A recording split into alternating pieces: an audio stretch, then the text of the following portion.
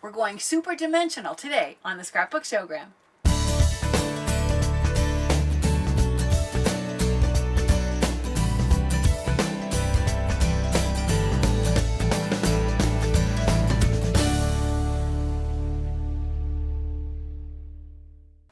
Hi, I'm Sandi Genovese and welcome to the Scrapbook Showgram. Well, once again, we are celebrating Christmas toward the very end of summer, and that's because you've been wonderful in sharing your comments, and so many of you have said that it really helps to have an occasional holiday project thrown in so that you have time to plan ahead. So here is the Christmas card that we're going to do today that will help you get started for the holidays that are still, a little hard to imagine because it's so beautiful and sunny. This is the Christmas card, and it's what I call a woven accordion type of construction. So it features stars, my greeting on the front and back end, and when you close, accordion fold it up, and fold it like so, it does need to fit into an envelope. And the envelope size that works for the card that I created today is an A7 size envelope. And you can buy them by the box, or you can buy them in stacks at paper stores. We'll put links to it on the site to give you access to envelopes that will fit for this construction. Now, to begin with, I'll open it back up. We're going to start with this background base, because it's really sort of what holds everything together. So that's where we're going to start. Notice that it's oversized. Yes, I'm sending you once again back to the Michaels store, but the art section, not the scrapbook section. That's where they carry these oversized pieces of Canson paper, and the sheet that it comes in is 25.5 inches by 19.5 inches. And so I just took the 25.5 inches and I didn't bother to trim it at all. That became my outside, my length for the card. And then I said it's 19.5 inches. I want to get 4 cards out of each sheet. So basically it's just a fraction under 5 is going to be the dimension of the width, so that it will generate 4 cards out of that 19.5 inch width. So that's what you do to create this basic background. And the reason that the dimension doesn't matter too much is basically you're going to fold it in half. And then I'm accordion, so this time I'm folding in half again, and I'll flip it over and fold this in half. Now I'm going to fold in half again, so I pull this side in and I flip it over so that I can fold this side in. And in order to get those final 2 folds, I'm going to take this mountain fold and I'm going to reverse it so it becomes a valley fold. And now I fold this in half, and I take the other end and fold it in half. And what that does is it gives you all of the folds. There's 1, 2, 3, 4, 5, 6, 7 folds that are equidistant for the length of your paper. The folds are going to have these punches, or these sections that are cut out, and it's only going to be cut out of the mountain folds because that's where we're going to weave the strip through. So I'm going to close this up and I'll show you. I've used a pencil right in the middle of this 5 inches. I've used a pencil to mark roughly about a 1/2 inch little chunk here. And I could take my scissors and I could go back and just cut along the pencil line. Hopefully that's really nice and close and you can see exactly where to cut that. If you happen to have a square punch, I'm using a 7/8 inch. An inch will also work. So I'm going to turn this so that I can get the punch in there. And I'm going to just line this up with what were my pencil marks. And I'm going to punch. And then I'm going to use this as a guide to see where I want to cut the next spot. So I'll draw the pencil and I'll get this out of the way and I'll punch again. Or if you didn't have the punch, once again, you could do it with scissors. It just takes a tiny bit more time that we don't really have here, but it works just as well because they're straight lines, so it's not difficult to do that by hand with scissors. I'm going to cut again, and then I will punch out the final spot. so that I'll have all of the little sections that we can weave that other accordion strip through. So if you look at it now, you have all of the holes that are necessary to do the weaving. In order to create the little woven strip, let me show you what you do. You're going to start with, once again, out of that same, this is white in this case, although I've done it where the color matches. This is once again that 25-inch roughly length of paper, and the width of this is 3/4 of an inch. I folded it in half, and at this point I'm going to come in, and I'm going to come in roughly 3 inches from this end and take to create a little strip here. This one is about a 1/2 inch by about 1 3/4. The actual dimensions of this can vary. I'm going to go ahead and place adhesive on the back and then position this so that it is positioned about 3 inches from this end. And then I'm going to come in from the folded edge, and you can see I've marked with a pencil a little 1/2 inch strip that's right the middle of it is 3 inches in, and I'll take another one of these little narrow 1/2 inch by 1 3/4 strips, and I'm going to position it right in the center of the 3 inch mark. Then I'm going to turn it over, and using 2 more strips the same size, I'm going to position this, and I'm using the one that I placed on the other side as my guide so that I don't have to measure this time. Once again, I've just come in 3 inches from each end, but I'm just lining it up with the first one. So when I open this up, I've created a guide. We're going to do a lot of folding along these edges, and if you just glue them down, they want to pop off. This is just going to be a template that I'm going to use in order to create all of the pieces. Here is one that is going to be the one that I'm going to actually use. And if you look at it up close, you can see these little strips are not glued on, they're part of the piece. They're cut out of the long strip. So this first one is just your guide, and then you use it to cut however many accordion strips that you're going to need for how many cards you're going to make. At this point now, remember it was folded in half, so we've got this folded once. Now I'm going to go back and I'm going to do the rest of the fold. And once again, you don't really have to measure. I'm going to position the strip on the end here so that it aligns with the first strip, and then make that fold. And I'm going to turn it over and do the same thing, align this strip, make that fold. And now to create all of the other folds, I simply am going to go back, and where every one of these strips that sit the other way, I'm going to just basically fold them roughly in half. And they're not going to show, so it doesn't matter if they're not exact. But I'm going to go back now and fold each one of these accordion strips along this fold. I have to reverse that middle fold that I started with. I'm going to have to fold it back the other way in order to keep going. Here I'm going to accordion fold in the middle this little strip, and I'll come back and accordion fold the last one. And you want them basically, I've just sort of finger folded them to this point. I want to make all of this straight, and now go back and make, you know, a stronger crease on all those folds.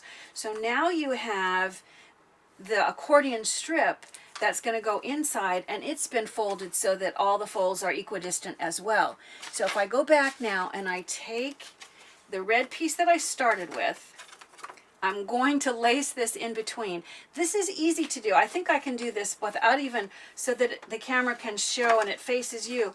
I'm going to position this into here, and then I'm going to fold this little strip of paper, fold it out of the way so that it goes through the hole and to the other side. And if I turn this over, you can see this is now going to hold it in place so it can't come through. I'm going to take the next folded strip and attach it fold the paper out of the way enough so that I can just push it through the hole. Do the same thing here where the first half can go in, and then I have to fold the second half of the strip in order to poke it through, and repeat it again with the final hole, so that I now have all, oops, that guy didn't go all the way through. I have my white strip is now woven through the red strip. If you want the things to appear like they're floating, then you could do this white strip. It could be out of red as well. I decided to make it white so it would really show up and you could see more clearly what I do. And sometimes that's the way I want it to really show in some cards, and in other cards I want it to sort of disappear so that the elements are really floating. All right, so now that you've actually woven the two accordion strips together, it's time to look at how to embellish it. And my original one, I have stars that are attached to this strip. However, the stars are only attached to one side of each of the strip, and I'll show you why. I'm going to start first with 3 of these stars, and I'll move this out of the way so I can show you. I found pattern paper. This is a nice large dot that I liked, and this is a smaller pin dot that I liked. I didn't find a red pattern paper that worked too well for this, so I'm going to just create pattern paper. Well, to make it a little faster, I've started drawing some of the lines, and I'm going to just put a few more. Basically, I just started in the middle and then started going down the edges, going one direction to create the beginning of the pattern, and then once again starting in the middle, I just moved my way going either up or down to create the stripes going the other direction, so that you end up in this case with sort of a plaid paper. It's a little messy. When you're going slower, it can be neater, but in all honesty, the pattern, I kind of like things when they look a little realistic. So you can see how you're beginning to get the plaid effect that's going to go on that middle star. You could, create whatever pattern you want. You could have white dots on there, just white checkers or stripes, whatever. When you've got all 3 patterned the way you like, then it's time to attach them to the strip. And I mentioned before, I'm going to lay this down so that I can apply the adhesive. In order to attach the stars, I'll start first with this green one, and I'll bring this in. You can see that once I place the star, it's going to be placed sort of in the middle, but I don't want to fold the star. I want to keep it nice and crisp. So in order to do that, I'm going to only attach it to one side. It doesn't matter which side. I'm going to attach it to this side of the crease. So I'm going to put my adhesive on this side of the crease, on this, next to this fold here, and I'm going to come over to the middle, and I'm going to put adhesive for the star that's going to go right here, and I'm going to put adhesive for the star that's going to go here. You could do it one at a time, but if you're going to mass produce these, it's going to be easier for you if you just go ahead and put adhesive. Now, because this is removable adhesive, it actually, I don't have to worry too much. I can put a little more than I think I might need, and then I can rub off whatever is exposed. The reason I do this in this position is I want to see where does this star need to sit for the bottom tips of the star to rest on the table. So I'm going to then press the star right against my adhesive, and that way the tips are actually touching the table, and everything else is sitting, this is parallel to the table. In order to place the next one, if I want it to sit to align, what I can do is then fold this up. The next one is going to be the middle. So if I use this as a guide, I can see, okay, in order for this red to match up, I'm going to position it so that it aligns with the green one. And when they don't have to be perfect, but when they're fairly close, I'll go ahead and push the red one down so that it's sitting on the adhesive, and then I would do the same thing with this final one. It's probably easier for me to turn this, even though the backs of these are not all colored. But if I turn it this way, it's a little easier. I'm going to take my pattern paper and flip it over, align the star, and then go ahead and press this last piece into that, so that when you open it up, you'll have all of those larger stars aligned. The smaller stars, I'm going to take one, flip it over. I'll put some adhesive on the back of the star. And these are going to be used to be placed in between and the strips that are on the other side. You would go ahead and place another green one here and another green one here, so that you'd have more of those green stars. I'll bring back my original and show you. When you look at the finished one, you can see that I've got the green stars just fastened to that same strip. I thought it would be fun to add an element. In this case, I have a little red bell, and all I've done is just used some green embroidery thread, tied it into a knot, and then draped it over the top. You do have to be careful. It will go through the mail. However, sometimes, because it's sitting in the middle of the envelope, sometimes it does want to poke a little hole in the envelope. And when I close it all up and slide it into the envelope, I'll show you how that works.